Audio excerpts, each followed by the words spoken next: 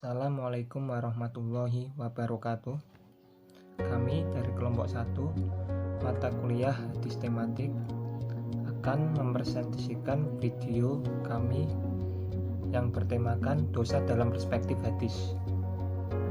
Adapun anggota kelompok kami yang terdiri dari 2 orang. Yang pertama Ari Hafidul Muiz dengan NIM 20030160061. Yang kedua Aufa Muhammad Rafi dengan NIM 20030160065. Untuk selanjutnya pokok bahasan dari tema yang akan kami bahas terbagi menjadi 3.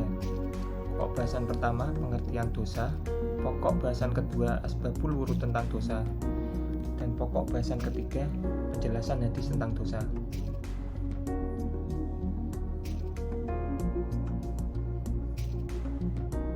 Yang pertama pengertian dosa.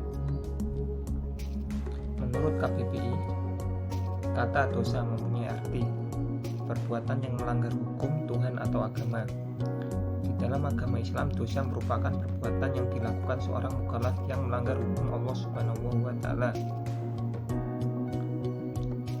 Dosa terbagi atas 2 macam, yakni dosa besar dan dosa kecil.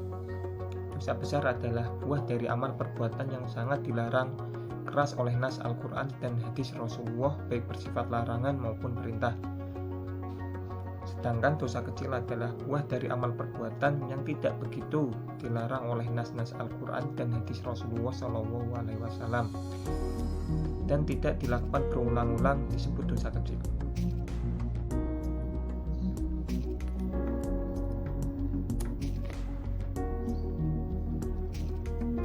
Berikutnya asbabul wurud hadis tentang dosa. Hadis pertama, hadis dari Anas radhiyallahu anhu tentang menyekutukan Allah, durhaka kepada kedua orang tua, membunuh tanpa alasan yang dibenarkan dan saksi palsu.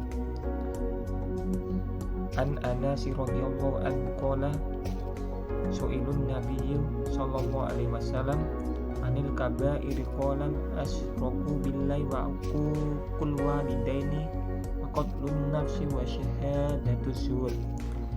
Akhrijahul Bukhari fi kitabis syahadah. Artinya dari Anas radhiyallahu anhu ia berkata, Rasulullah SAW pernah ditanya tentang dosa-dosa besar.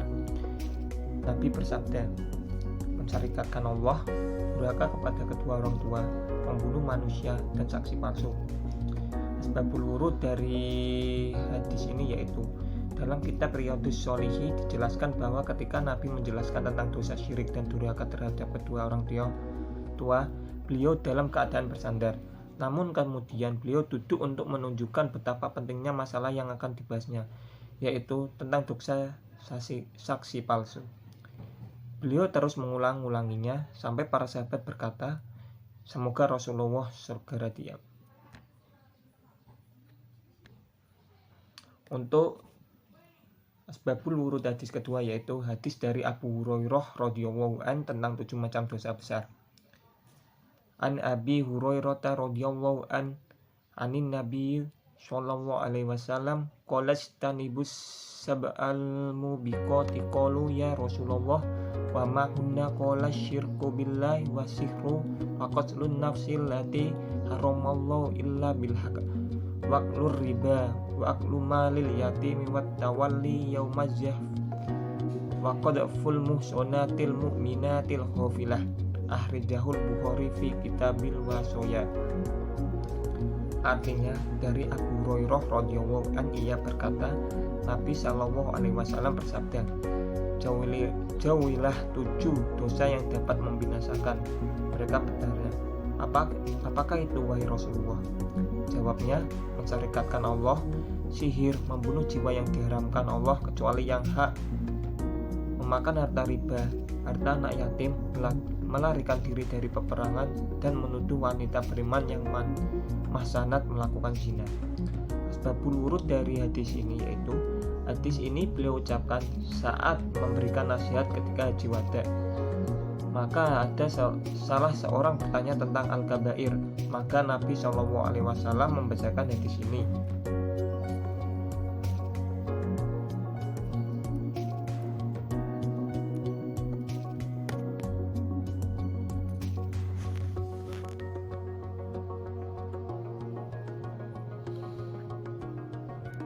Isi kandungan hadis riwayat Anas radhiyallahu an.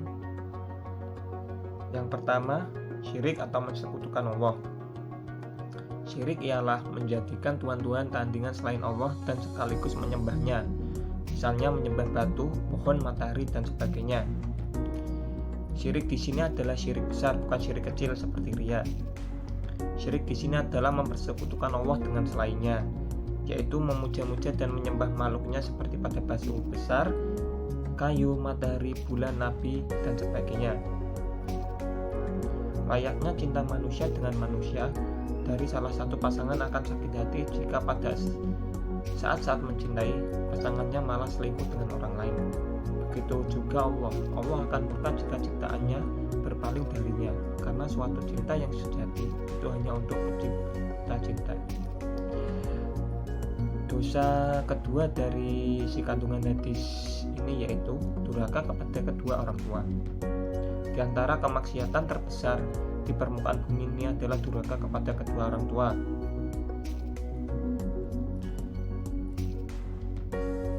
Durhaka adalah tidak berbakti kepada kedua orang tua.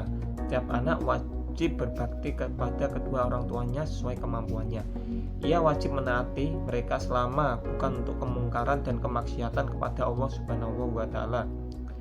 Hal ini menandakan bahwa peran dan kedudukan orang tua sangat tinggi di hadapan Allah Subhanahu wa Ta'ala. Dosa besar yang ketiga yaitu membunuh tanpa alasan. Maksud membunuh dalam pembahasan ini adalah membunuh jiwa yang diharamkan tanpa hak dengan sengaja.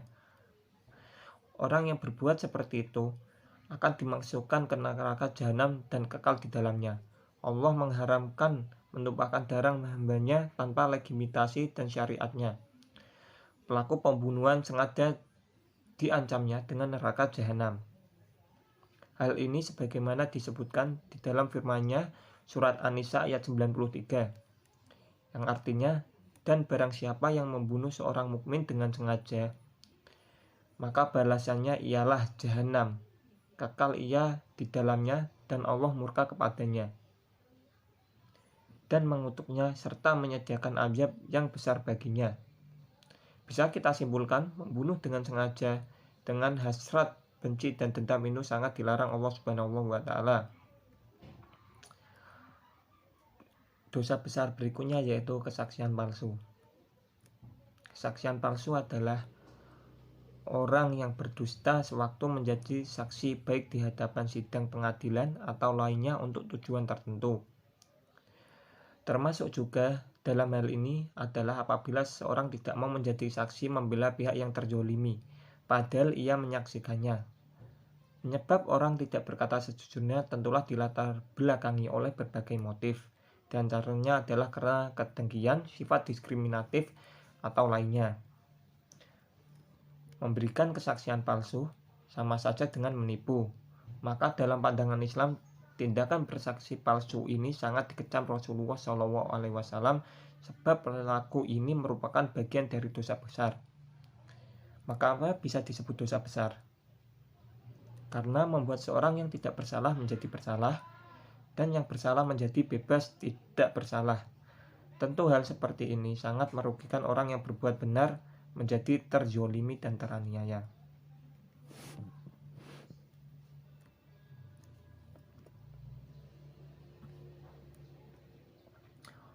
Untuk selanjutnya yaitu isi kandungan hadis riwayat Abu Hurairah radhiyallahu an tentang 7 macam dosa besar. Untuk dosa besar pertama dari hadis ini yaitu menyekutukan Allah. Menyekutukan Allah merupakan dosa besar sebagaimana firman Allah dalam surat An-Nisa ayat 48 yang berbunyi, Bismillahirrahmanirrahim. Innallaha la yaghfiru an yushraka bihi wa yaghfiru ma duna dzalika liman yasha. Wa may yusyrik billahi faqad iftara isman adzima. Artinya, sesungguhnya Allah tidak akan mengampuni dosa karena mempersekutukannya, dan Dia mengampuni apa dosa yang selain syirik itu bagi siapa yang Dia kehendaki. Barang siapa mempersekutukan Allah, maka sungguh dia telah berbuat dosa yang besar. Dosa besar yang kedua yaitu sihir. Mengerjakan sihir merupakan dosa besar. Sihir itu dapat membelokkan kepercayaan manusia karena ia merupakan pengaburan, menipu pandangan, dan menutup kenyataan, memasang aling-aling atau menutup mata, menyesatkan masyarakat awam, serta mengguncangkan akidah mereka dalam menanggapi sebab dan musabab. Jika sihir itu disertai dengan mendekatkan diri kepada syaitan, maka kemudorotannya bertambah lagi, bahkan bisa masuk ke dalam kategori syirik. Maka dari itu semua, para ulama telah bersepakat dan sependapat bahwa mempelajari sihir atau mengerjakannya dan membiasakannya adalah haram hukumnya. Dosa besar ketiga yaitu membunuh jiwa yang diharamkan. Maksudnya yaitu menghilangkan jiwa yang tidak bersalah. Itulah suatu kejahatan keamanan dan ketentraman. Yang demikian itu dapat merisaukan masyarakat awam, menimbulkan perasaan takut dan memutuskan hubungan persaudaraan di antara mereka. Dosa membunuh jiwa yang diharamkan telah dinyatakan dalam Al-Quran, sebagaimana firman Allah dalam surat Al-Ma'idah ayat 32. Bismillahirrahmanirrahim. Man qatala nafsan bi khairi nafsin aw fasadin fil ardi fakannama qatlan nasa jami'a. Yang artinya bahwa barang siapa membunuh seorang bukan karena orang itu membunuh orang lain, atau bukan karena berbuat kerusakan di bumi, maka seakan-akan dia telah membunuh semua manusia. Adapun tentang gambaran siksaan membunuh, Allah berfirman dalam surat An-Nisa ayat 93, Bismillahirrahmanirrahim. Wa may yaqtul mu'minan muta'ammidan fajaza'uhu jahannam khalidan fiha wa hudiballahu alaihi wa la'anahu wa addalahu adaban adzima. Yang artinya, dan barang siapa membunuh seseorang yang beriman dengan sengaja, maka balasannya ialah neraka jahanam. Dia kekal di dalamnya. Allah murka kepadanya dan melaknatnya serta menyediakan azab yang besar baginya. Bisa dilihat sesuai penjelasan ayat di atas. Dapat disimpulkan bahwa membunuh seseorang dengan sengaja ataupun membunuh jiwa yang tidak bersalah haram hukumnya. Bahkan dalam surat An-Nisa ayat 93 ditulis Allah akan membalas balasan orang yang membunuh dengan sengaja dengan balasan neraka jahanam.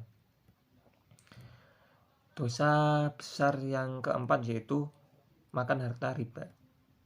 Makan harta riba yaitu perbuatan yang dinilai suatu penganiayaan terhadap manusia dan dipandang menghabiskan harta, mengambil harta orang lain dengan jalan yang tidak benar, karena dipandang memerangi Allah dan Rasul-Nya dan menyebabkan kekal di neraka jahanam. Sungguh riba itu menghapus nilai uang sebenarnya dan menghilangkan berkahnya, mencabut rahmat Allah dan dapat menimbulkan pertengkaran dan permusuhan. Ingat firman Allah dalam surat Al-Baqarah ayat 276. Bismillahirrahmanirrahim. Yamhaqullahu riba wa yurbis shadaqah. Wallahu la yuhibbu kulla kafarin asim. Artinya Allah memusnahkan riba dan menyuburkan sedekah. Allah tidak menyukai setiap orang yang tetap dalam kekafiran dan bergelimang dosa. Ayat di atas bisa kita ambil pelajaran bahwa hindarilah perbuatan-perbuatan riba dan dekatilah sedekah. Jika kita hanya mencari kekayaan dan keuntungan duniawi saja, maka itu tidak akan ada habis-habisnya. Maka dari itu, kita harus senantiasa bersyukur dengan cara bersedekah ataupun beramal. Dosa besar yang kelima yaitu makan harta anak yatim. Makan harta anak yatim termasuk dosa besar yang harus dihindari. Sebagai muslim, kita mempunyai tugas-tugas kepada anak yatim, diantaranya memberi makan dan minum anak yatim, memelihara dan menyayanginya. Jika mereka berharta, hendaknya harta itu kita pelihara baik-baik selama mereka belum dewasa. Akan tetapi tidak sedikit oknum-oknum yang rakus memanfaatkan keadaan itu dengan menggunakan harta benda anak yatim yang masih kecil. Adapun ayat yang menjelaskan tentang hal ini, Allah berfirman Surat An-Nisa ayat 9. Bismillahirrahmanirrahim. Innal ladina ya'kuluna amwalal yatama dzulman innama ya'kuluna fi butunihim naro wa sayaslawna sa'ira. Artinya, sungguhnya orang-orang yang memakan harta anak yatim secara zalim, sebenarnya mereka itu menelan api dalam perutnya dan mereka akan masuk ke dalam api yang menyala-nyala. Maka dari itu, jangan menganggap remeh hal ini, karena ini bisa menyebabkan murka Allah Subhanahu wa Ta'ala. Bahwasanya anak yatim adalah manusia-manusia kesayangan Allah yang mana harus dipelihara dengan baik. Jadi kita sebagai umat muslim harus senantiasa memberi dan memberi makan dan minum anak yatim serta memeliharanya dengan penuh keikhlasan hati. Dosa besar yang keenam yaitu lari dalam medan peperangan dikala pertempuran masih berkecamuk. Lari dari medan peperangan yang sedang berkecamuk adalah tanda pengecut dan ketiadaan berani menghadang umat untuk kepentingan kebenaran. Perbuatan ini sangat dikecam Allah. Sebenarnya diperbolehkan mundur dari medan perang jikalau hendak mengatur siasat penyerangan yang lebih menguntungkan atau karena menggabungkan diri dengan barisan yang terpisah atau terputus dari kita. Lari dari medan perang telah digambarkan oleh Allah sebagaimana firman-Nya dalam Al-Quran surat Al-Anfal ayat 15-16. Bismillahirrahmanirrahim. Ya ayyuhalladzina amanu idza laqitumul ladzina kafaru jahfan fala tuwallawhumul adbar wa may yuwallihim yawma idin duburahu illa mutaharrifal liqitalin aw mutahayyan ila fi'atin faqad ba'a bighadabin minallahi wa ma'wahu jahannam wa bi'sal masir. Artinya, wahai orang yang beriman, apabila kamu bertemu dengan orang-orang yang kafir yang akan menyerangmu, maka janganlah kamu berbalik membelakanginya. Dan barang siapa mundur pada waktu itu, kecuali berbelok untuk siasat perang atau hendak menggabungkan diri dengan pasukan yang lain, maka sungguh orang itu kembali dengan membawa kemurkaan dari Allah, dan tempatnya ialah neraka jahanam, seburuk-buruknya tempatnya ia kembali. Dosa besar yang ketujuh atau yang terakhir yaitu menuduh zina terhadap perempuan mukmin yang suci. Syara memandang sangat keji pekerjaan menuduh seorang mukmin berzina. Al-Quran telah menerangkan bahwa seorang yang menuduh itu hendaknya mendatangkan 4 saksi. Jika tidak dapat membawa 4 orang saksi, hendaknya yang menuduh itu dijilid 80 jilid dan ditolak segala rupa persaksian yang dilakukan sesudah ia menerima hukuman. Yakni orang yang sudah dihukum karena perbuatan menuduh zina itu tidak laku lagi jadi saksi. Masalah ini tertulis dalam firman Allah surat An-Nur ayat 4. Bismillahirrahmanirrahim. Walladzina yarmunal muhsanati summa lam ya'tu bi arba'ati syuhada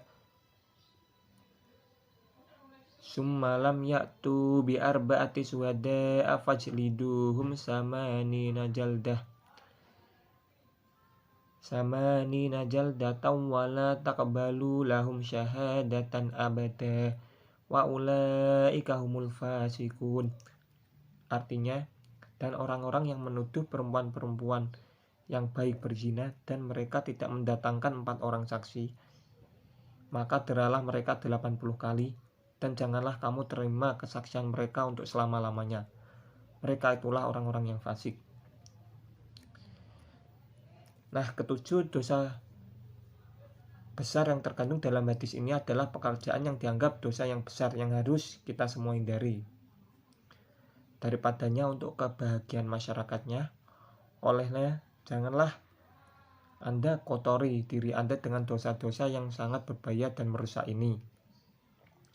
Karena perbuatan semacam itu pasti nantinya akan kembali lagi kepada kita dan nantinya kita akan mendapat balasan yang setimpal atas dosa yang kita perbuat.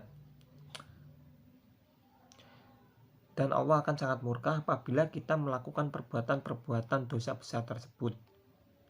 Untuk itu, kita sebagai muslim yang baik harus selalu membentengi diri dengan iman, ihsan, dan tawakal, ketakwaan, dan senantiasa mendekatkan diri kepada Allah Subhanahu wa Ta'ala agar terhindar dari perbuatan-perbuatan dosa tersebut. Sekian video presentasi dari kelompok kami. Kami memohon maaf apabila masih banyak kekurangan-kekurangan maupun kesalahan dalam segi teknis video maupun pembawaan. Untuk itu, dari kelompok kami berharap agar teman-teman bisa memberikan kritik dan saran yang membangun, supaya selanjutnya kami bisa memperbaiki kesalahan-kesalahan dalam video yang kami buat. Sekian dari kelompok kami. Wassalamualaikum warahmatullahi